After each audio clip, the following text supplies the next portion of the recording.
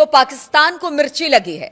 जी हां, ऐसा हम इसलिए कह रहे हैं क्योंकि अफगानिस्तान के तालिबान प्रशासन ने काबुल स्थित भारतीय तकनीकी मिशन के दूतावास में अपग्रेड करने के भारत के फैसले का स्वागत किया है।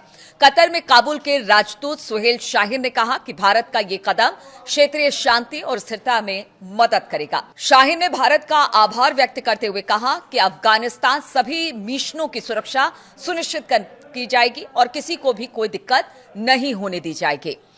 एक अखबार को दिए अपने इंटरव्यू में तालिबान प्रशासन के अंतर्राष्ट्रीय मीडिया प्रवक्ता शाहीन ने भारत के फैसले पर कहा, द्विपक्षीय संबंधों को सामान्य पटरी पर लाने, विश्वास बनाने, व्यापार और सहयोग को बढ़ावा देने और क्षेत्रीय शांति में रचनात्मक भूमिका निभाने के लिए ये एक उचित कदम है।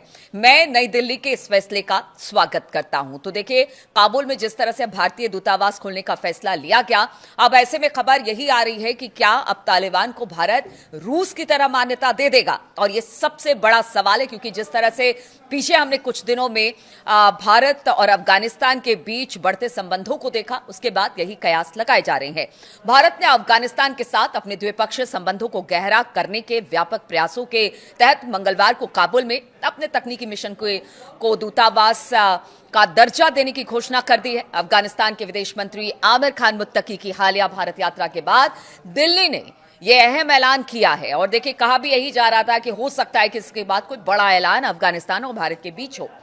अब अफगानिस्तान के रक्षा मंत्री मौलवी मोहम्मद याकूब मुजाहिद ने भारत पर लगे उन आरोपों को खारिज कर दिया जिनमें कहा गया कि हाल ही में पाकिस्तान और अफगानिस्तान के बीच जो झड़प हुई है उसमें भारत की भूमिका है। देखिए, पाकिस्तान इस तरह के आरोप लगाता रहा है भारत पर कि आज जो स्थिति अफगानिस्तान और पाकिस्तान के बीच में है उसमें अहम भूमिका भारत की है, लेकिन अब उसे खारिज कर दिया गया है अफगानिस्तान की तरफ से। एक इंटरव्यू में याकूब ने कहा कि यह आरोप पूरी तरह से बेबुनियाद है।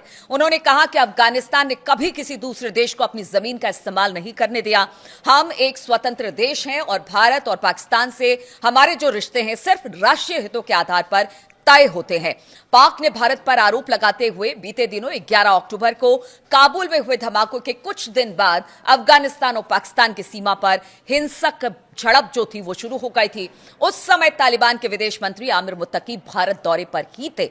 इसके तुरंत बाद तालिबान लड़ाकों ने पाकिस्तान की दक्षिणी सीमा पर हमले शुरू किए, जिसके जवाब में पाकिस्तान ने भी कार्रवाई की। पाकिस्तान के रक्षा मंत्री ख्वाजा आसिफ ने इन घटनाओं के लिए भारत को जिम्मेदार ठहराया था। उन्होंने कहा था कि तालिबान की लीडरशिप भारत की गोद में जाकर बैठ गई है। इस पर भारत ने सख्त जवाब दिया।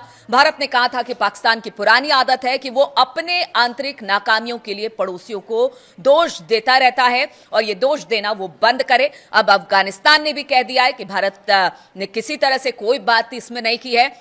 पाकिस्तान ने जिस तरह से हमारी संप्रभुता पर हमला किया उसी का जवाब अफगानियों ने और तालिबानियों ने दिया है और हमेशा इसी तरह से हम देते रहेंगे। लेकिन बड़ी खबर, अब पाक को मिर्ची इसलिए लगी है क्योंकि दूतावास खुल चुका है और बहुत जल्द अब खबर यही आ रही है कि तालिबान को भारत मान्यता दे देगा।